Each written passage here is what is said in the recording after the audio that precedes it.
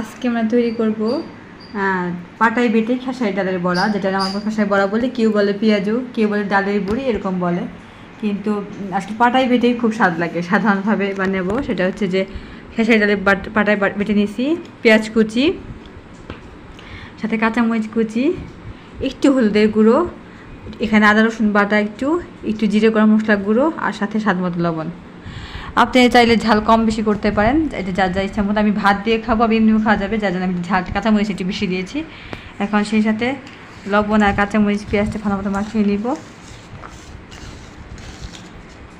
পেঁয়াজটা একটু বাড়িয়ে দিলে মানে খুব টেস্ট হয়, এই জন্য একটু পেঁয়াজটা বাড়িয়ে দিয়েছি।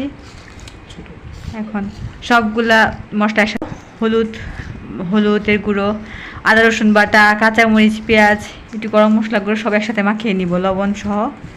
এগুলো আগে ভালো মতো মাখিয়ে নিব। মাখানোর পর এই ডাল বাটার সাথে মিক্স করে দিব।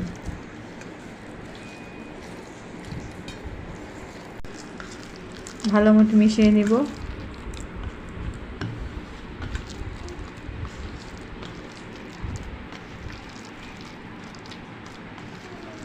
ভালো মতো মিশিয়ে দিব।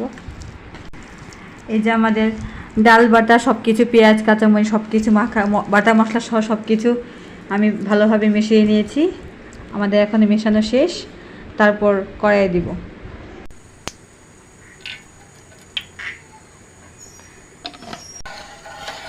আমি তাওয়ায় তেল দিলাম, আমরা সরিষার তেল খাই, সরিষার তেলে তাওয়ায় তেল দিলাম। অনেকেই বলবেন দুবার তেলে ভাজে পেঁয়াজও, কিন্তু না, আমি আসলে অল্প তেলেই কীভাবে ভাজতে হয় সেটা শেখাবো। মুচমুচেও হবে এবং খেতেও ভালো লাগবে। দুবার তেলে দিলে দেখা যায় অনেক মুচমুচে হয়ে যায় বেশি, যে এমনিতেই খাওয়া যায়, কিন্তু ভাত দিয়ে এতটা ভালো লাগে না। এই জন্য এখন মাখানোটা তেলের মধ্যে দিয়ে দিলাম। যে যেমন সাইজের খান করে নেবেন। আমি একটু হাতে আঙ্গুলের সাথে একটু চ্যাপটা করে দিচ্ছি, যেন দুপাশে সুন্দর করে হয়।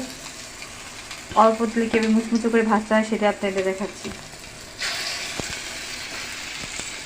ভিতরটা সফট হবে, উপরটা একদম মুচমুচে হবে।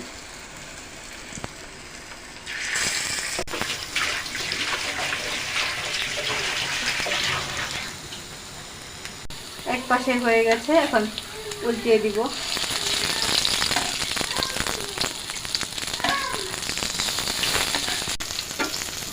এক পাশে প্রায় হয়ে গেছে, কিন্তু এই পাশে আর একটু ভাজতে হবে। এই পাশে হয়ে গেলে এই পাশে হয়ে যাবে। এই যে আমাদের হয়ে গেছে, উল্টিয়ে নিলাম। আমাদের ডালের বড়াটা হয়ে গেছে, এখন উল্টিয়ে দিচ্ছি। আমরা একটু পরে এটাকে উঠায় ফেলবো।